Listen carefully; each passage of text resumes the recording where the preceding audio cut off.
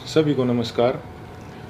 जैसा कि आप सब लोग जानते हैं कि हम पिछले कई महीनों से संघर्ष कर रहे हैं रेसलिंग फेडरेशन ऑफ इंडिया के प्रेसिडेंट बृजभूषण सिंह के खिलाफ, क्योंकि उसने भारतीय महिला पहलवानों का यौन शोषण किया है और भी काफ़ी सारे जो हैं घोटाले फेडरेशन के माध्यम से उसने किए हैं। पिछले कई दिनों से हम देख रहे हैं कि समाज में हमारे खिलाफ एक अलग से नैरेटिव बनाया जा रहा है, कुछ अफवाहें फैलाई जा रही हैं और साथ में मीडिया भी कई तरह की खबरें जो है दिखा रहा है। तो हमारा आज ये वीडियो बनाने का एक ही पर्पज़ है कि हम जो अपनी सच्चाई, जो असली सच्चाई है वो आप लोगों तक पहुंचा सकें। आज हम इस आंदोलन की शुरुआत से लेकर अभी तक पूरी की पूरी सच्चाई आपके सामने डिटेल के साथ रखेंगे। आज जो हमारे ऊपर कई तरह के जो आरोप भी लगे हैं, आज हम उनका भी जवाब जो है प्रूफ के साथ देंगे। सबसे पहला जो आरोप हमारे ऊपर लगा था वो लगा था कि हमारा ये जो आंदोलन है वो राजनीति से प्रेरित है। कांग्रेस लीडर दीपेंद्र हुड्डा ने हमारे को इस आंदोलन के लिए उकसाया है। आप सबको पता है कि सबसे पहले जो हम प्रोटेस्ट पे आए थे जंतर मंतर पे, वो जनवरी में आए थे और उस प्रोटेस्ट की जो परमिशन है वो बीजेपी के ही 2 लीडर्स ने ली थी। उसका प्रूफ है हमारे पास।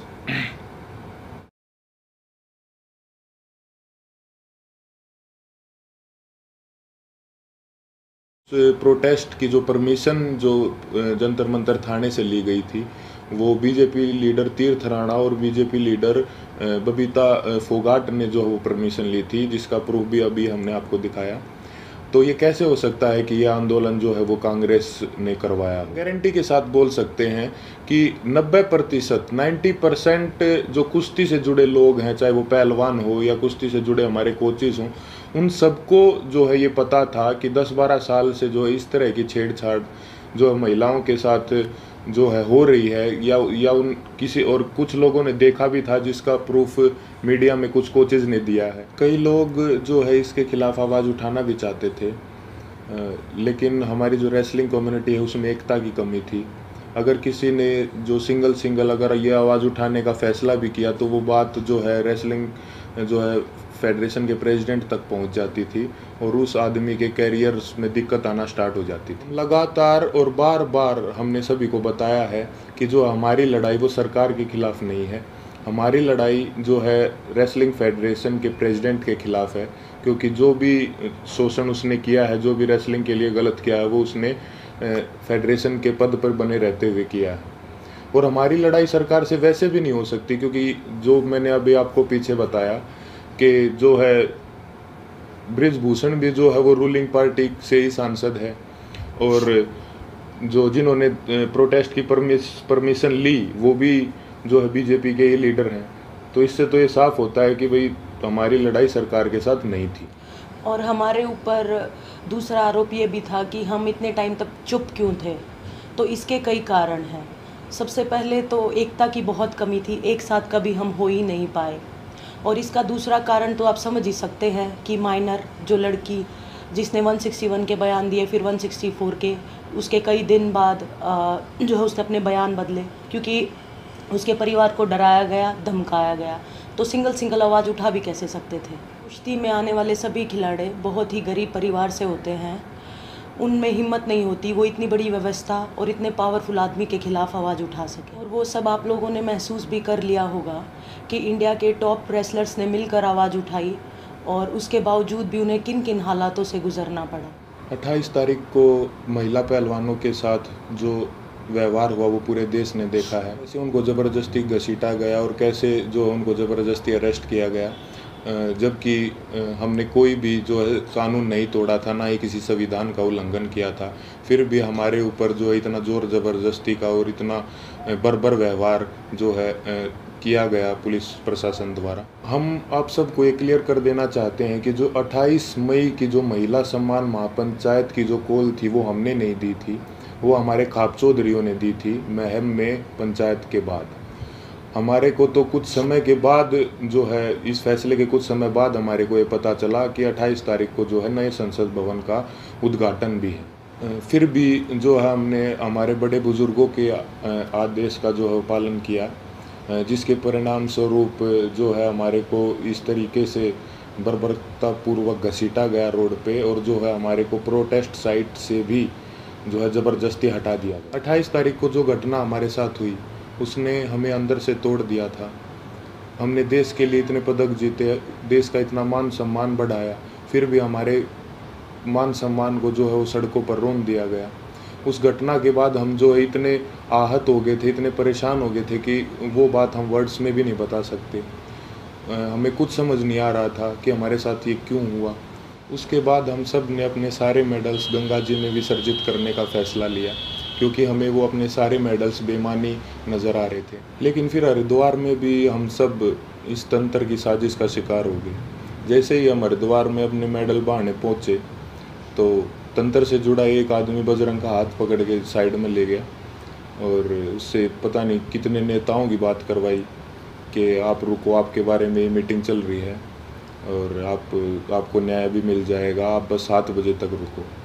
और कैसे भी करके जो है 7 बजे तक बजरंग को जो है रोक के रखा, और एग्जैक्ट 7 बजे तंत्र से जुड़े और भी इसी तंत्र से जुड़े लोग पता नहीं कितनी संख्या में वहाँ पर पहुँच जाते हैं। और वहाँ पे जो है व्यवस्था इस तरह की बन जाती है कि अगर उसके बाद हम मेडल बांधने जाते तो वहाँ पे हिंसा भी हो जाती। तो वहाँ भी हमने फिर समझदारी जो है दिखाई और जो है रुकने का निर्णय लिया कि अभी हम रुक जाते हैं। और एक और बात क्लियर कर दे कि वो मेडल हमने सिर्फ अपने कोचेज़ को और अपने माँ बाप को वापस दिए थे। वहाँ पे क्या चल रहा था ये हमारे को कुछ समझ में ही नहीं आ रहा था। हम उस मानसिक स्थिति में थे ही नहीं कि हम वहाँ पे किसी साजिश को या वहाँ पे क्या चल रहा है इस चीज़ को समझ पाते। हम बहुत ही एक तनाव में और एक बहुत दुखी मन के साथ अपने जीवन की पूरी कष्ट कमाई को वहाँ लेके गए थे। लेकिन वहाँ पे क्या हुआ उसको, क्योंकि हम जो है आंदोलनकारी नहीं है ना, हमें एक्सपीरियंस है, हमने जो है पूरी ज़िंदगी कुश्ती करी है ना, सोशल लाइफ भी नहीं जिए, तो कई बार इस तरह के जो माहौल क्रिएट होते हैं वो नहीं समझ में आते। साथ में हम अपनी ज़िंदगी की पूरी कमाई वहाँ पे लेके गए हुए थे। इस घटना के बाद हमारी मानसिक स्थिति ऐसी हो गई थी कि हमें कुछ भी समझ नहीं आ रहा था कि कौन हमारे साथ है, कौन जो हमारे खिलाफ है, कौन इस तंत्र का हिस्सा है। हम दिमाग के रूप से बिल्कुल जो है ब्लैंक आउट हो गए थे। और फिर उसके बाद कई लोग हमारे को मिलते रहे, कुछ समझाते रहे, हमारे को कुछ समझ नहीं आ रहा था कि किस पे विश्वास करें और किस पे ना करें। इसी बीच ये समझाया गया हमको कि होम मिनिस्टर सर से आपको मिलना चाहिए, क्योंकि जो है सारे समाधान वहीं से निकलेंगे। हम वहाँ पे सिर्फ अपनी बात रखने के लिए गए थे। और अब ये भी सुनने में आ रहा है कि कई खापे जो हैं वो हमसे नाराज़ हैं। मैं सबसे हाथ जोड़ के यही विनती करना चाहूँगा कि आप प्लीज़ अफवाहों पे ध्यान मत दो। अगर अनजाने में हमसे कोई गलती भी हुई हो तो हमें माफ़ करो। इतने दिन लगातार संघर्ष करने के बाद, इतने लोगों से मिलने के बाद हमने क्या महसूस किया है, क्या सीखा है, ये तो अभी हम आपको वर्ड्स में नहीं बता सकते। लेकिन हमने कई ऐसे इंसान भी देखे हैं हमारे साथ, और कई ऐसे संगठन देखे हैं जो निस्वार्थ भाव से जिन्होंने हमारा समर्थन किया है। हम उनका दिल से धन्यवाद करना चाहेंगे। संयुक्त किसान मोर्चा ने जो है पूरे जी जान से धरातल पे भी जो है हमारा जो समर्थन किया है। भाई चंद्रशेखर रावण का भी मैं दिल से धन्यवाद करना चाहूँगा, क्योंकि ये तंत्र जात पात में हमको बांटना चाहता था, लेकिन उस भाई ने हमारी दिल से सपोर्ट की है।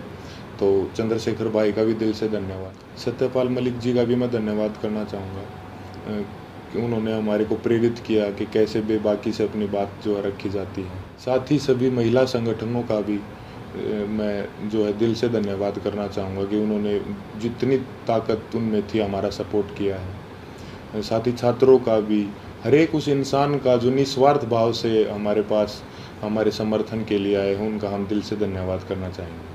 और हम चाहेंगे कि आगे भी मुसीबत के समय में आप हमारा ऐसे ही साथ दें। इसके लिए मैं धन्यवाद करना चाहूँगा बीजेपी लीडर जो हैं बबीता जी और तीर्थ राणा जी का, कि उन्होंने जो है पहलवानों को एकजुट करने का काम किया। साथ ही उन्होंने इस आवाज़ को उठाने के लिए उन्हें मोटिवेट भी किया।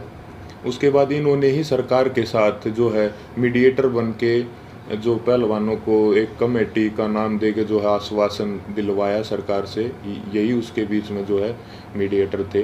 हालांकि वो बस एक आश्वासन ही निकला, क्योंकि उसके बाद जो है उस कमेटी का कोई रिजल्ट नहीं निकला और रेसलिंग फेडरेशन ने अपना काम वापस से वैसे ही सुचारू रूप से जारी रखा, जिसकी वजह से फिर हमें 3 महीने के बाद वेट करके जब हमें न्याय नहीं मिला तो हमें दोबारा जो है वो जंतर मंतर पर आना पड़ा। हम अपने माध्यम से सभी देशवासियों को ये संदेश भी देना चाहते हैं कि कभी भी किसी के साथ भी अगर कोई अन्याय होता है तो हमें जो है हमेशा ही एकजुट होने की जो ज़रूरत रहती है और होना चाहिए हमें एकजुट, क्योंकि हमने इतने इस दौर में यही महसूस किया कि कहीं ना कहीं तंत्र हमारी एकता की कमी है, जो हम बटे हुए हैं उसका ही ये फ़ायदा उठाता है।